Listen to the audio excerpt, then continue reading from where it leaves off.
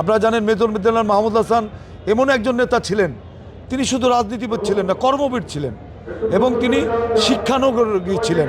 এবং আজকে যে টাঙ্গাইলকে শিক্ষানগরী বলা হয়, এটার কিন্তু মূল অবদান মেজর মাহমুদ হাসান। তার কারণ তিনি যে শিক্ষা প্রতিষ্ঠানগুলো করেছেন, তিনি শহরে একটা মহাবিদ্যালয় করেছেন, একটা কলেজ প্রতিষ্ঠা করেছেন, মাহমুদ হাসান কলেজ প্রতিষ্ঠা করেছেন। এবং তিনি টাঙ্গাইল সদর উপজেলা এবং দেলদুয়ারের প্রত্যন্ত অঞ্চলে তিনি প্রায় 56টি স্কুল কলেজ তিনি প্রতিষ্ঠা করেছেন। এই যে শিক্ষাক্ষেত্রে তার যে অবদান, বিশেষ করে আমাদের নারী শিক্ষার ক্ষেত্রে টানা তৃতীয়বার অর্জন করেছে দেশের সেরা সুপার ব্র্যান্ড স্বীকৃতি বসুন্ধরা টিস্যু।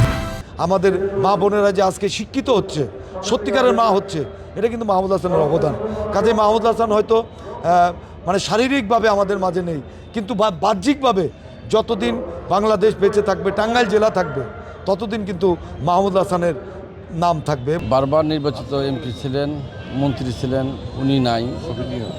জেলা বিএনপির সকল পর্যায়ে সকল কর্মীরাই মর্মাহত এবং সবাই এক শোক থেকে আবার আরেকটা শোকের টাঙ্গাইল সদরের মানুষরা সবাই মর্মাহত হয়েছে। আল্লাহ ওনাকে কবরদাব মুক্ত করুক এবং জান্নাতের ফেরদৌস দান করুক, এটাই সবাই আমরা কামনা করি।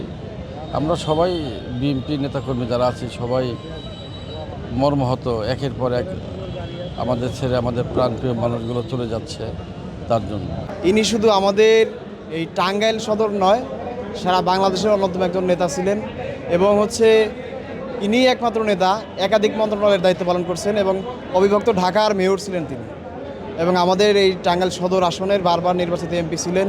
তার এই মৃত্যু আসলে মেনে নেওয়ার মতো নয়। তার এই ক্ষতি আসলে অন্য কারো মাধ্যমে পূরণ করা সম্ভব না। আমরা দলমত নির্বিশেষে সকলেই এই জানাজায় অংশগ্রহণ করেছি। আমরাও উপরওয়ালার কাছে তার জন্য শুধু প্রার্থনা করি, মহান আল্লাহ তাআলা যেন তাকে জান্নাত নসিব করেন।